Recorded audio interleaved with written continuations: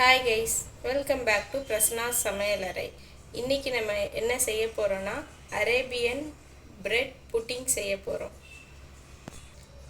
Arabian bread pudding செய்யறதுக்கு தேவையான பொருள் பார்த்திங்கன்னா 1/2 லிட்ரு பால் எடுத்திருக்கேன், பவுடர்டு சுகர், சாப்டு almonds, sugar, custard powder 2 table spoon எடுத்திருக்கேன், மில்க் மேடு ஒரு 2 டேபிள் ஸ்பூன் எடுத்திருக்கேன், ஃப்ரெஷ் க்ரீமை எடுத்திருக்கேன், பிரெட்டு.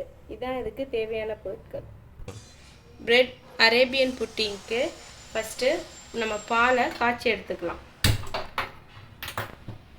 இது காயட்டும். நம்ம அந்த டயத்தில் நம்ம பிரெட்டை ஸ்லைஸ் பண்ணி எடுத்துக்கலாம். இப்போ இந்த புட்டிங்க்கு இந்த கார்னர்ஸ் எல்லாம் கட் பண்ணி எடுத்துக்கலாம்.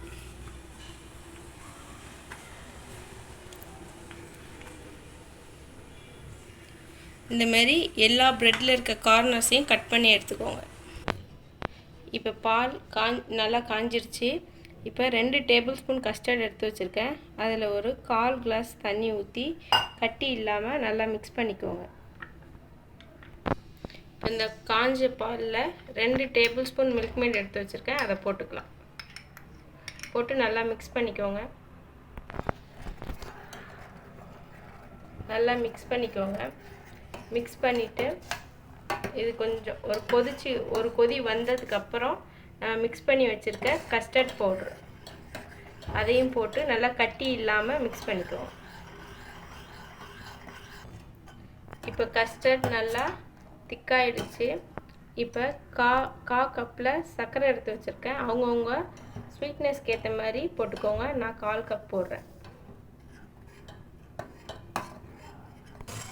இப்போ இந்த கஸ்டர்ட், சுகர், கண்டென்ஸ் மில்க் எல்லாம் போட்டு எல்லாம் நல்லா குக் ஆகிடுச்சு.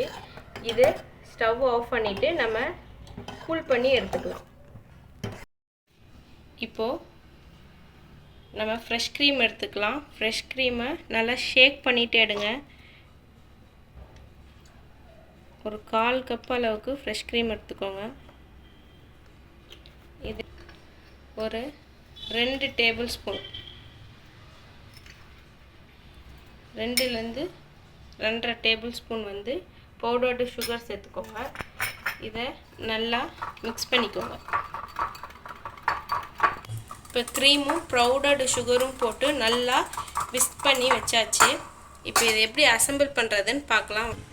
இப்போ நான் 7 இன்ச் கேக் டின் எடுத்திருக்கேன். இப்போ நம்ம எல்லா பக்கமும் இந்த ப்ரௌனாக இருக்க இதை ஸ்லைஸ் பண்ணி வச்சுருக்கோம். இப்போ இதை ஃபஸ்ட்டு கீழே வச்சிடலாம். வச்சுட்டு கண்டென்ஸ்டு மில்க் ஊற்றிக்கோங்க கொஞ்சோண்டு.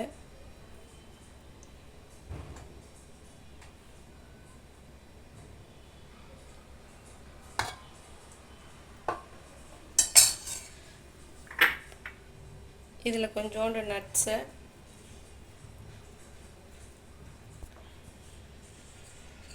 ஃப்ரெஷ் க்ரீமும் சுகரும் போட்டு நல்லா விஸ்க் பண்ணி வச்சுருக்கோம்ல, அதையும் இது கூட சேர்த்து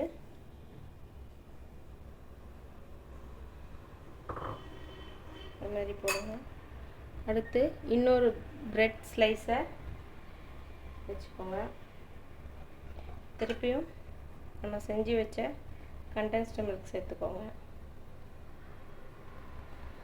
இது எல்லா பக்கமும் நல்லா படுற மாதிரி ஊற்றுங்க.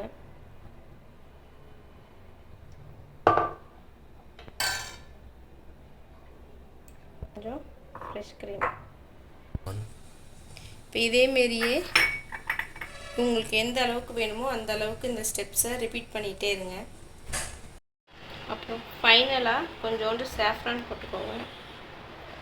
டெக்கரேஷனுக்கு நம்ம சாப் பண்ணி வச்சுருக்க ஆல்மண்ட் போட்டுக்கோங்க.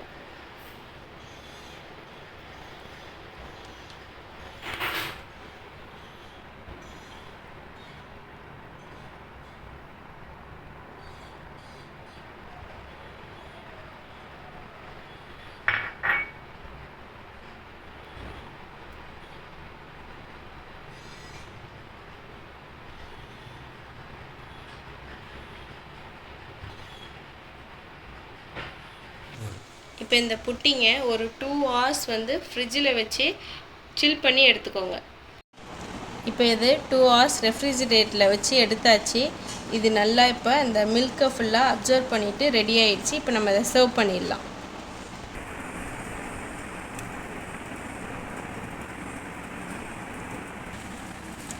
இது இப்போ ரசமலாய் மாரியே இது சூப்பர் டேஸ்ட்டாக சூப்பராக இருக்கும். நீங்கள் கட் பண்ணி டேஸ்ட் பண்ணி பாருங்கள்.